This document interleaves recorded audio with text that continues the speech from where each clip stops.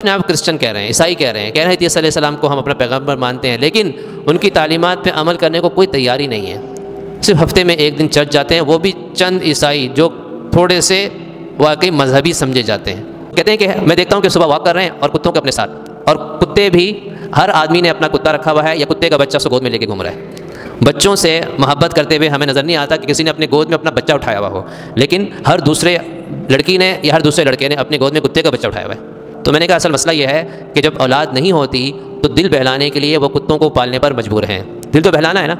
اب ایک بوڑھا بوڑھی گھر میں رہتے ہیں، ظاہر بات ہے اولاد چلے گئی چھوڑ کر، ان کا وہ تو جوانی میں چلی گئی، ابھی ریٹائرمنٹ کے بعد انہوں نے کیا کرنا ہے، کچھ بھی نہیں ہے، نہ گھر میں بچے ہیں، ان کے اپنے بچے بمشکل 2 ہو پاتے ہیں۔ تو اس کے بعد انہوں نے اپنے دل بہلانے کے لیے کیا کر لیا ہے، ایک کتا رکھا ہے اور ایک کتیا، ایک بچہ اس کا پالا ہوا ہے، تو وہی اسی سے دل بہلا رہے ہیں۔ تو یہ ایک بہت بڑا المیہ ہے۔ حالانکہ جو سگی اولاد انسان کو راحت دے سکتی ہے، کتے کے ذریعے وہ راحت نہیں مل سکتی۔ آپ کو پتہ ہے جاپان میں ایسے لوگ ہیں جو اشتہار دیتے ہیں کہ ہم آپ کو ٹائم دیں گے، اس کا اتنا معاوضہ لیں گے۔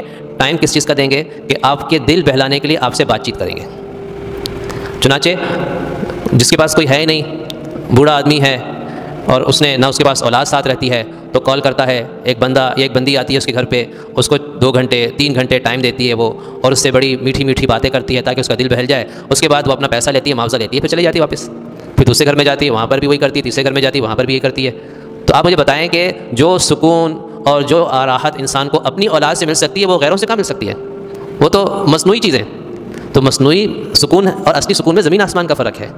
کہ مثال کے طور پہ اگر ایک آدمی کا دل سکون اس کو نہیں محسوس ہو رہا تو وہ کیا کرے گا؟ گرمی ہے تو پنکھے کے نیچے بیٹھ جائے گا، لیکن ظاہری بات ہے کہ دل کا سکون اس سے ختم نہیں ہوگا۔ دل کا سکون تو اللہ نے اپنے ہاتھ میں رکھ دیا ہے۔ تو یہ سب وہ چیزیں ہیں جس کی وجہ سے وہاں خودکشیاں بہت ہیں، حالانکہ کتنا پیسہ ہے ان کے پاس، اتنا بے تحاشا پیسہ ہے، اتنا کچھ ہے۔ چائنا کا خاص کوئی سفیر تھا، اس نے بیان دیا تھا کہ پاکستان کے اندر میں غربت دیکھتا ہوں تو مجھے بہت افسوس ہوتا ہے کہ کیسے غریب لوگ بیچارے غربت میں پس رہے ہیں۔ وہ تو چائنا کے حساب سے دیکھ رہا ہے نا، چائنا میں جتنی مالداری ہے اس لحاظ سے باقی بہت غربت ہے، لیکن آپ اگر ریشو دیکھیں گے نا کہ جاپان میں اتنی مالداری میں پاکستان میں خودکشی کرنے کا تناسب کیا ہے، کہ آپ کو پتہ چلے گا کہ جاپان میں خودکشی کرنے کا تناسب پاکستان سے بہت زیادہ ہے، بہت زیادہ ہے۔ یعنی کہ وہاں عام سی بات ہے کہ کوئی آدمی چلتے چلتے ٹرین کے سامنے لیٹ جاتا ہے، اپنی بلڈنگ کے اپارٹمنٹ سے، آفس کی چھت سے یا کھڑکی سے چھلانگ لگا دیتا ہے، ایک عام سی بات ہے، زہر پی لیتا ہے، مر جاتا ہے، حالانکہ کتنا پیسہ ہے۔ اب ایک صاحب کیا کہتے ہیں، میں وہاں ٹرین میں سفر کیا کہ مجال ہے کسی ایک آدمی کو میں نے اس پورے ڈبے کے اندر بات کرتے ہوئے دیکھا ہو، سب خاموش بیٹھے ہوئے ہیں۔ اب جب خاموشی نہیں، خاموشی یہ انسان کو مار دیتی ہے۔ دل کے اندر کتنے انسان کے احساسات ہوتے ہیں، کیا کچھ ہوتا ہے، جب تک وہ دوسرے سے شیئر نہیں کرے گا نا اس وقت تک اس کے دل کا بوجھ ہلکا نہیں ہوگا۔ وہ جب وہ دل میں رکھے گا بوجھ بڑھتا رہے گا، اور جب بوجھ بڑھتا رہے گا آخرکار وہ خودکشی کرے گا۔ اصل چیز انسانیت ہوتی ہے۔ یہ صرف مال کما لینا، پیسہ کما لینا یہی اصل نہیں ہے کہ آدمی زیادہ سے زیادہ پیسہ کما لے، اچھی سے اچھی جاب کر لے، اچھا سے اچھا بزنس کر لے اور اچھا سے اچھا مکان بنا لے۔ اس لیے آپ دیکھیں وہ کہتے ہیں کہ وہاں پر صبح ہم دیکھتے ہیں، میں اپنی بیلکونی سے دیکھتا ہوں کہ تقریباً پوری قوم صبح واک کرتی ہے، تو یہ ایک اچھی بات ہے۔ ہمارے ہاں تو واک کرنے کا رواج ہی نہیں ہے۔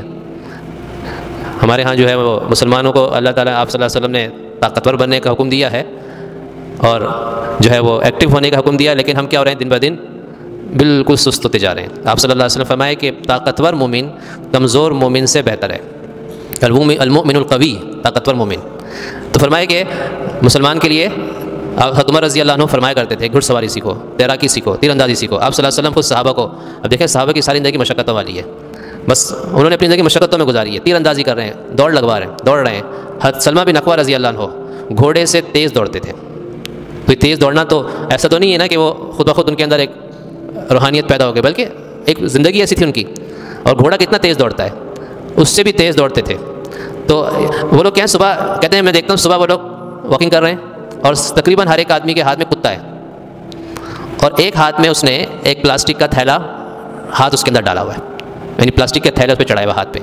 اس کا کام کیا ہوتا ہے، جب واک کر رہا ہے تو کتا جہاں بھی پخانہ کرتا ہے تو وہ اپنے ہاتھ کو آگے کرتا ہے اور اس تھیلے میں اس کو لے لیتا ہے تاکہ زمین گندی نہ ہو، اور اس کو جا کے ڈسٹ بن میں ڈال دیتا ہے۔ اس کے خاص ڈسٹ بن بنے ہوئے جہاں پر اس کو ڈالا جاتا ہے۔ تو اس کو کچھ لوگ ہو سکتا ہے کہ اچھی نگاہ سے اس طرح دیکھیں کہ دیکھو گندگی نہیں ہونے دیتے، صفائی کا کتنا خیال رکھتے ہیں، لیکن دوسری طرف اگر ہم دیکھیں تو کتنے بدنصیب لوگ بھی ہیں کہ صبح کا وقت جب انسان اپنی دن کی ابتدا کرتا ہے تو بجائے اس کے کہ وہ اللہ کو یاد کرے، اللہ کے سامنے سربسجود ہو، وہ لگ گیا کتوں کے چکر میں، یہ کتوں کو گھما رہا ہے۔ تو وہ جو آخرت کی فکر، اللہ تعالیٰ کا تصور ان کے ذہنوں سے نکل چکا ہے کہ اللہ تعالیٰ کی بھی کوئی ذات ہے، اس کی بھی بندگی کرنی ہے، اس کو بھی راضی کرنا ہے، آخرت بھی آنی ہے، اس کو میں بھی ہمیں جواب دینا ہے۔ ان چیزوں کا تصور ان کی زندگیوں سے نکل گیا ہے۔